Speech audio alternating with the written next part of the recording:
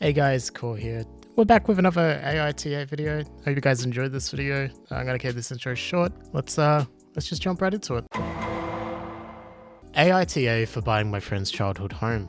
I've got a friend Kay that I've known since we were 5, and now we're in our mid-30s. We used to be close, but after uni he moved to the US for work, so we only talk occasionally. In fact, I see his parents more often than I see him, because pre-pandemic his dad would get the same train as me into London, and sometimes would sit together. Anyway, me and my wife have a kid and would like at least one more, so we're looking into buying a house. We currently live in a 2-bedroom flat and it's getting small. We were looking at listings online when I came across my friend's childhood home. Turns out his parents were looking to downsize and selling their house. Honestly, it was perfect for us. 5-bedroom, garden space, close to the station. They'd had a special line laid to their house for super high internet, something like 5 to 10 gigabytes per second. Seeing this, I phoned up my friend's dad and asked him about the house. He was very open to the idea of selling it to me and even said he was glad it was staying in the family. Our families are also close. We dealt with each other directly without an estate agent, and therefore he was able to give me a nice discount.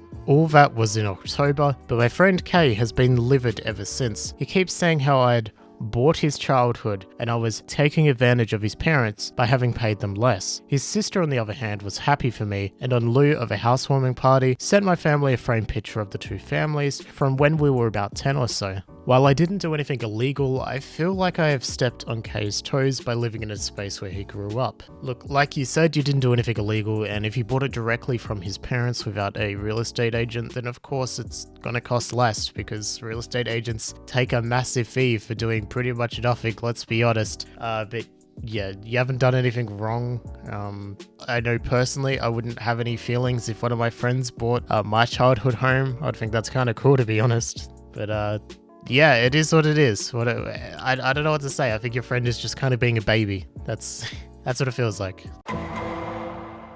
AITA for embarrassing my dad on Facebook over his post about being a single dad. I've lived with my grandparents my whole life. My mum took off when I was a baby and I haven't seen her since. So my dad left me with his parents and they basically raised me. My dad was kind of around, but not really. He would sometimes come to take me to his house for the night every month, drop me off and be gone again. As a kid, I used to always ask him how come I can't live with him, and his reason was always because he works a lot. When I got older, I sort of saw the truth, which was he likes to live a single lifestyle. He's had like a million girlfriends, and that's how I ended up with 4 other half-siblings. But you know, they still live with their mums, so we only get to hang out when it's my dad's custody time, because he just leaves them with my grandparents and doesn't hang out with any of us. We're all used to it now, but what's annoying is to his girlfriend and friends, he acts like he's a hero for being a single dad. He talks about how hard it is, then brings me up specifically because my mum walked out on us, like he cares for me full time. I usually don't say anything, but it bothers me. He made a Facebook post the other day. It was an older pic of him and me and my brothers, the one time he took us to a soccer game 4 years ago. He was talking about sacrifices, but it's worth being a single dad. This made me mad, and I commented, "You haven't even come to the house in like a month." Which is true, I haven't seen him since a few days after Thanksgiving. He deleted the post and got mad at me for embarrassing him. My dad said I was being disrespectful and I didn't know what it's like to be a single dad providing for us, so I didn't get to act that way. He was really mad about it and I thought about it for some time, and I guess it was petty to embarrass him by calling him out on his BS, so I wanted to know if I was childish for doing it.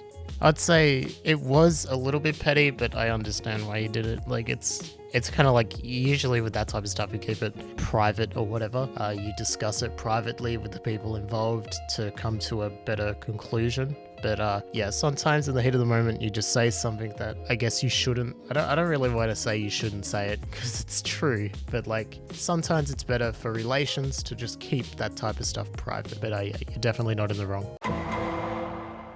AITA for upgrading to first class while traveling with my fiance's family.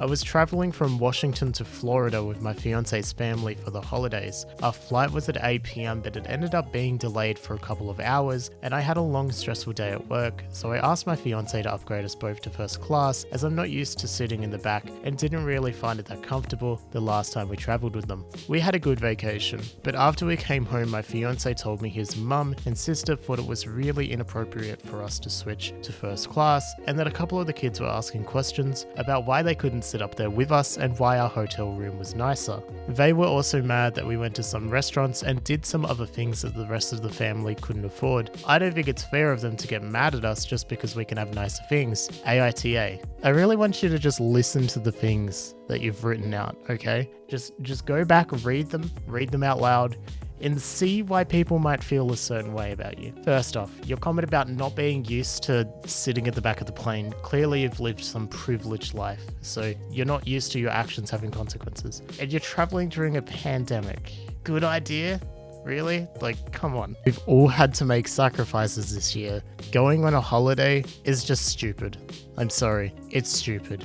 And also, if you are on a family holiday, you're on a family vacation, don't do things that exclude your family, because then it's not a family holiday, is it? It's just you going on holiday and your family just kind of being around. But seriously, you already got the asshole award just for simply traveling during a pandemic, okay? Screw you. I'm sorry, but screw you. We've all had to make sacrifices this year. And instead of doing the right thing by having a Christmas at home, you travel and you spit in the face of every single frontline worker, everyone who's worked tirelessly throughout this pandemic to control things and to try and make things go back to normal. You've just spat in their face.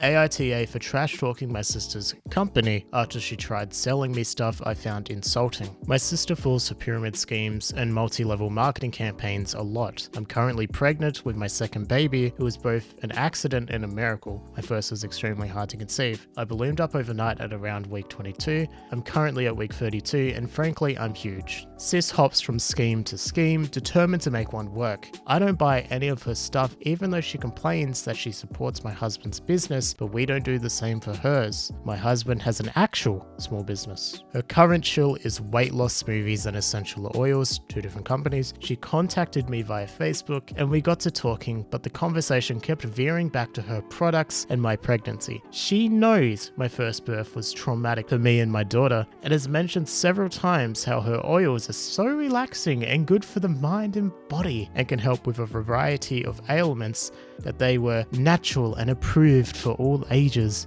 I kept saying no and she let up, but later on kept posting about her postpartum baby weight loss crap and tagged me along with other women who were either pregnant / have newborn babies that she knows. I didn't appreciate the implication, so I asked her to stop tagging me. She stopped, but over the holidays sent me a sampling disguised as a gift of her favorite oils and smoothie flavors. They all seem BS to me, and I'm uninterested. She asked how I liked them, and I said I haven't tried them yet and wasn't going to while pregnant, or ever. She kept pressuring me to support her small business during these hard times and said she was just looking out for me and my baby's health. This sent me off, since she is absolutely doing this out of selfishness rather than some phony concern. I posted on Facebook warning people of predatory companies right now that prey on people's fear of disease and illness and need for cash, and posted some articles debunking a few of the popular pyramids. One of my sisters was in the post. She texted me upset, saying I was trying to sabotage her business and her family's income. She just wants to be her own boss and to be an entrepreneur, so she says, but the constant pestering and pressure at a stressful time is not warranted. Our mother doesn't understand MLM schemes and always buys her crap and is on her side, saying I'm being negative for no reason and want her to fail. And of course, I should be grateful for the weight loss stuff since I've gained a lot of weight. I'm getting sick of all this drama. Sis and I don't always get along, but this is some middle school stuff, and we're both in our 30s. Am I being overreactive though?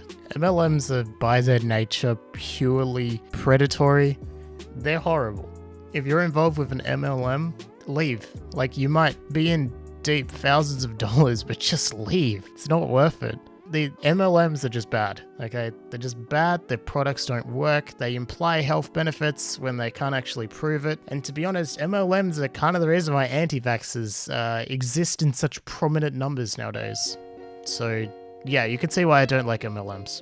I'm not entirely that well educated on this, but I can recommend you seek some information out. Of course, Illuminati, she does a lot of content on this stuff, so go check her out if you want. Holy Kool-Aid has also done some pretty good videos on MLMs, so yeah, I recommend those as well. Anyways, you are not the A, because quite frankly, there's no way you could be for not wanting to support MLMs and their predatory practices, as well as their straight up pyramid scheme nature. Anyways, I think that's where we're going to end this video, so thank you guys for watching. This has been a lot of fun to make. I hope you guys enjoyed this video. Let me know what you think down below.